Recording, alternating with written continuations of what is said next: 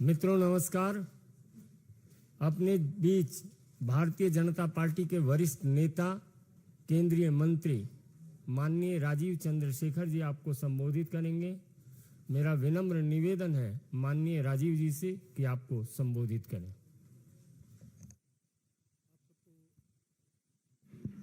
आप सबको नमस्कार।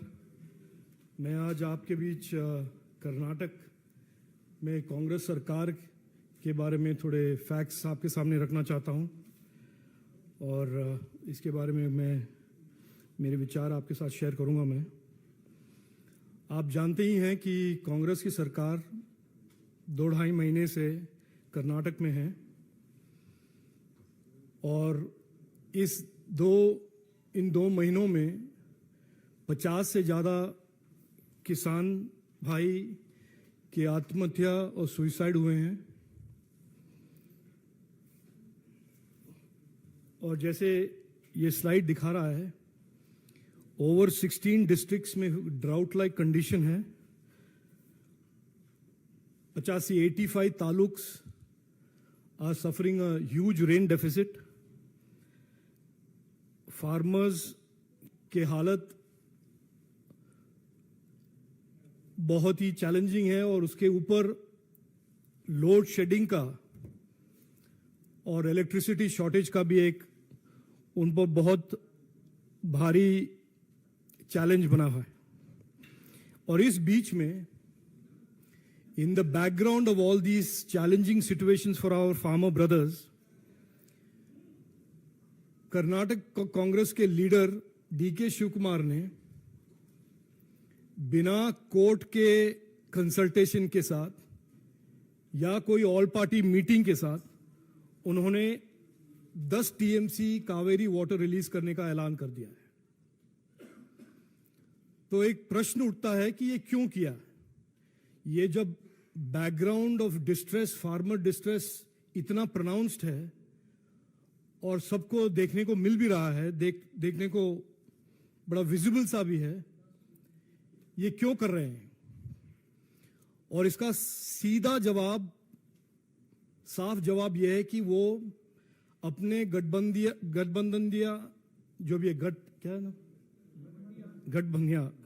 घमंडिया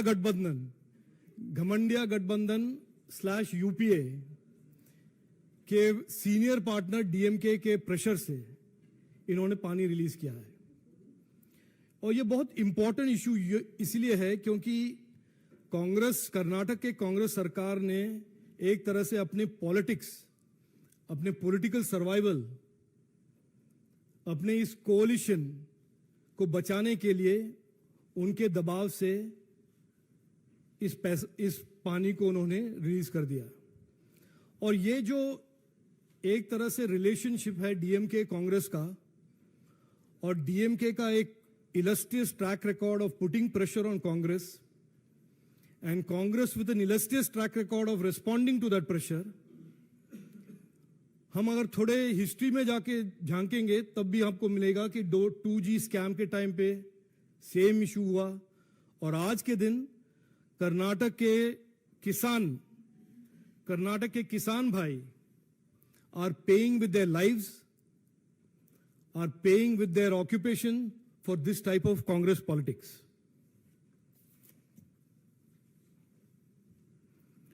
Next.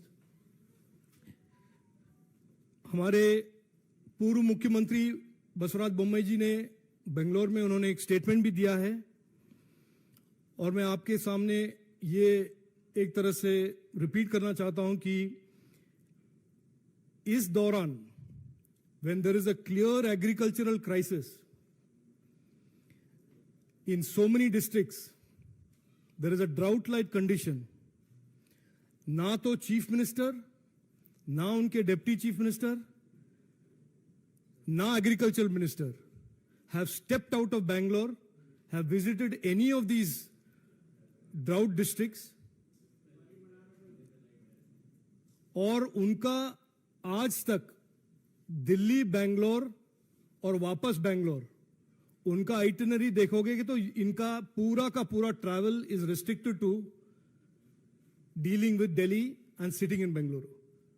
Not going out, understanding what the crisis is, not understanding the pain of the farmers, but succumbing to political pressure and releasing 10 TMC of water simply because the DMK has put pressure on them. One additional element I want to draw to your attention. The Agricultural Minister of Karnataka government, Shri Cheluraiswamy,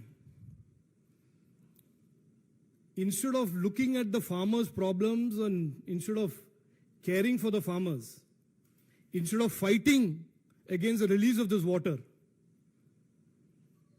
is himself embroiled in a corruption scam.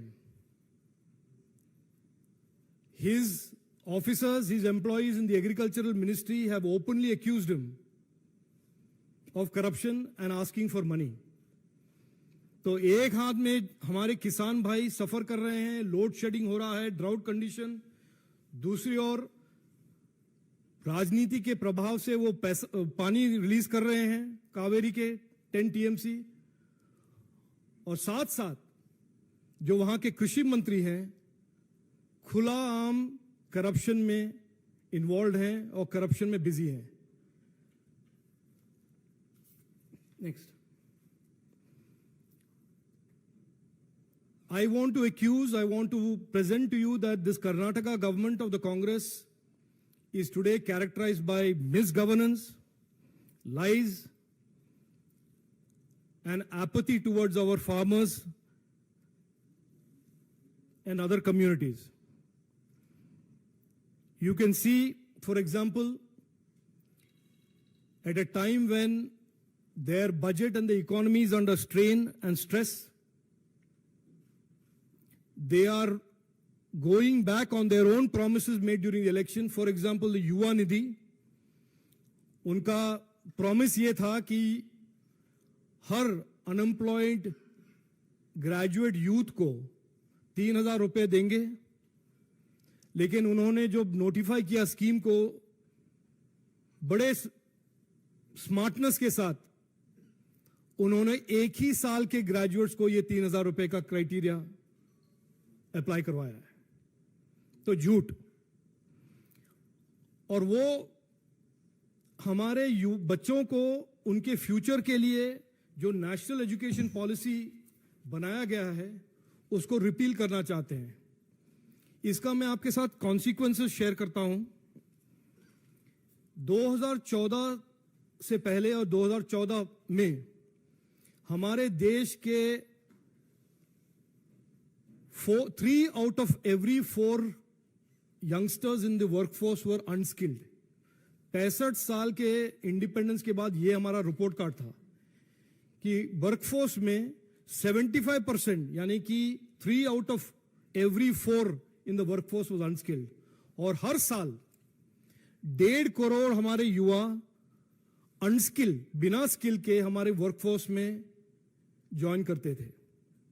और national education policy का सीधा एक objective और एक outcome यह है कि कोई भी बच्चा बिना स्किल्स के स्कूल से नहीं निकलेगा. 6ठी क्लास से 12वीं क्लास तक हमारे बच्चों को स्किल प्रदान किया जाएगा as a part of the curriculum.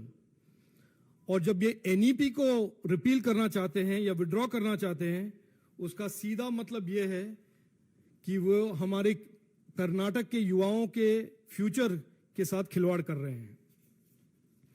Electricity price मैं इस स्लाइड में दिखा रहा हूं, मैं ये रिपोर्टेड आर्टिकल्स हैं. Electricity price is increasing. This is again a sign of misgovernance. Next slide. Corruption खुला, it is become an free for all.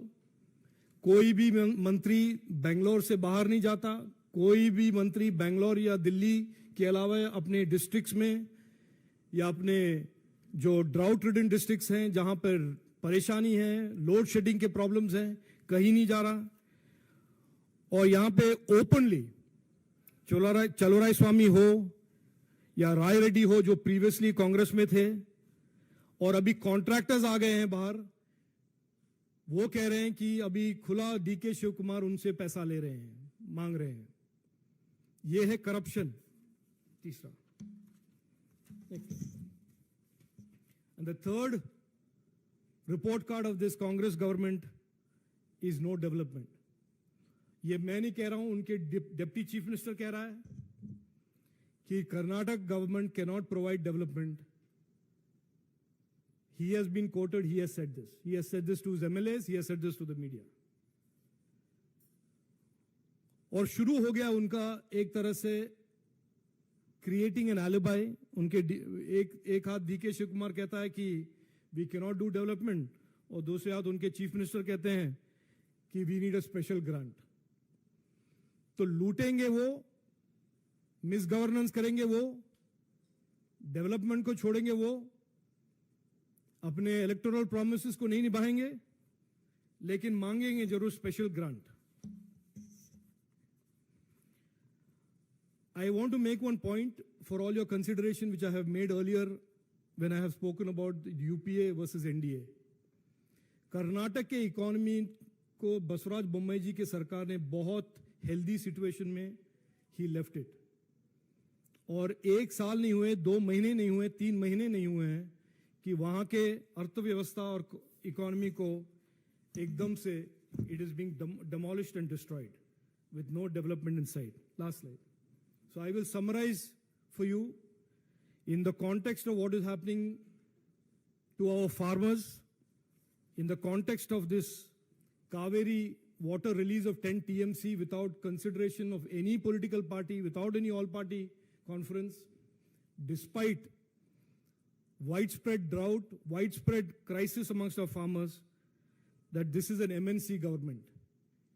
इनको नाम बदलना है तो मिस गवर्नेंस, नो डेवलपमेंट और करप्शन से जुड़ जाएं, this will be more appropriate. Thank you. Yes,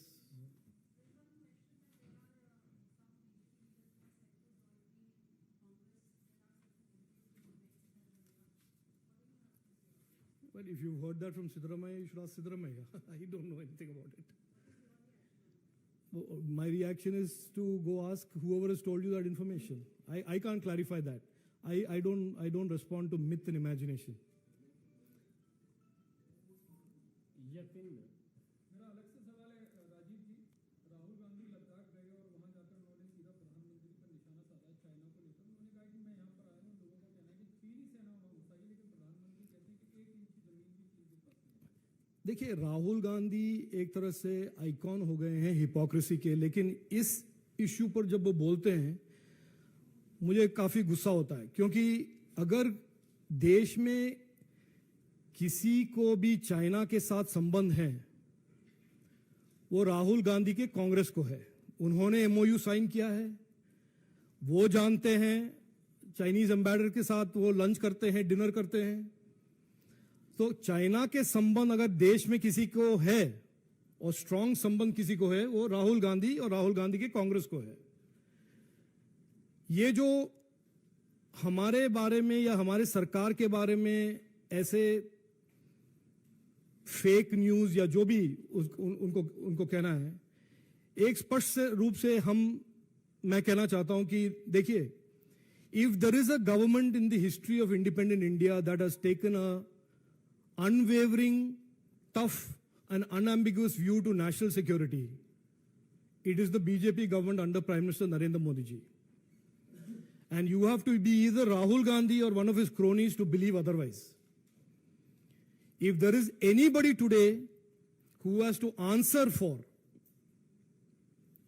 appeasing forces that are inimical to India, signing MOUs with forces that are inimical to India, it is Rahul Gandhi's Congress. So I suggest to Rahul Gandhi that he should stop creating these type of narratives just to distract away from his own long illustrious conduct with China, and for the people of India to recognize and understand the absolute no compromise, zero tolerance approach of Prime Minister Narendra Modi ji to issues of national security and national integrity and territorial integrity. I mean, I can go on and on about this subject. It is the Congress government that said that we will not build up border infrastructure. It is the same Rahul Gandhi's Congress because it will provoke China. वो उन्होंने कहा है, हमने नहीं कहा है. यही राहुल गांधी के कांग्रेस ने प्रायोरिटाइज किया कि हम वीआईपी हेलीकॉप्टर खरीदेंगे लेकिन फाइटर जेट नहीं खरीदेंगे. तो ये वो आंसर करें और आप भी जरा क्लिनिकली एनालाइज करें कि इस नेशनल सिक्योरिटी के इश्यू पे कौन से सरकार का क्या ट्रैक रिकॉर्ड रहा है. सुजीत ठाकुर. सर आपको क्या भाजपा का ऐसा मानना है कि कर्नाटक के द्वारा जो पानी रिलीज किया गया इससे तमिलनाडु के लोगों को फायदा होगा वो उचित नहीं है? देखिए अगर आप देखेंगे इस कावेरी डिस्प्यूट का जो बैकग्राउंड हिस्ट्री है, कभी भी ये नहीं रहा है कि कोई रिलीज होता है without an all party conference, ताकि हमारे स्टेट कर्नाटक के जो हालत है उसको देखकर हम पानी रिलीज करें या ना करें उसका डिसीजन ले. अब कर्नाटक में हो क्या रहा है, इन पिछले 2 महीनों में 50 किसान की आत्महत्या हुए हैं और ओपनली, अभी ये पब्लिश डेटा है, मैं कोई सीक्रेट इंफॉर्मेशन नहीं शेयर कर रहा हूं आपके साथ. 16 डिस्ट्रिक्ट और 85 तालुक में ड्राउट है. उसके ऊपर इनके नीतियों के कारण लोड शेडिंग और load electricity prices are going up. इस बीच बिना कोई बातचीत किए, बिना किसानों के हित को देखे हुए अगर आप पानी को रिलीज करते हैं क्योंकि आप दबाव में पड़ रहे हैं डीएमके के साथ, तो इसका आंसर तो ये है ना कि गलत है. आप पॉलिटिक्स के लिए ये कर रहे हैं, ना कि हमारे सेल्फ इंटरेस्ट या स्टेट के इंटरेस्ट को देखकर कर रहे हैं. मैंने तो स्पष्ट रूप से कहा है कि वो दबाव से कर रहे हैं. और डीएमके और उनका दबाव का हिस्ट्री तो लंबा हिस्ट्री है, 2010 से चल रहा है इनका हिस्ट्री. नीरज पांडे एबीपी.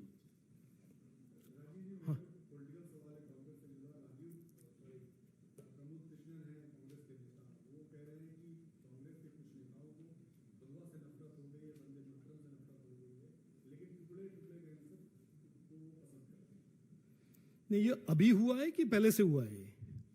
मुझे तो नहीं लगता ये कोई नया मींस अलाइनमेंट है. इनका ये बड़ा स्पष्ट रूप से उनके लाइज, उनके करप्शन के ट्रैक रिकॉर्ड को देखकर they are never been anything but टुकड़े टुकड़े गैंग के फैंस. ये कोई नया, मेरे हिसाब से this is not a new development. This is the characterization of this party that everybody recognises.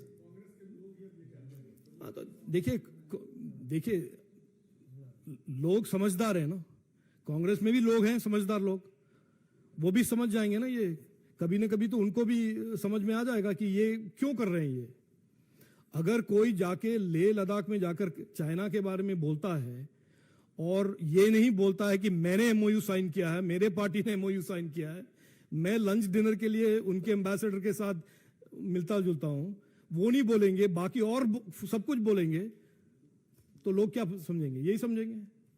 प्रज्ञा.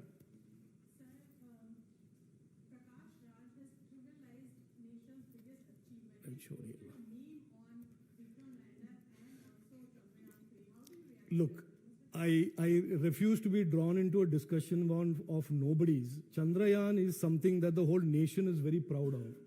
कोई भी जिन्होंने लाइफ में कुछ किया नहीं है वो चंद्रयान के बारे में बोलना शुरू करेंगे तो छोड़िए. अभी प्रकाश राज कौन चीज है? कमलेश.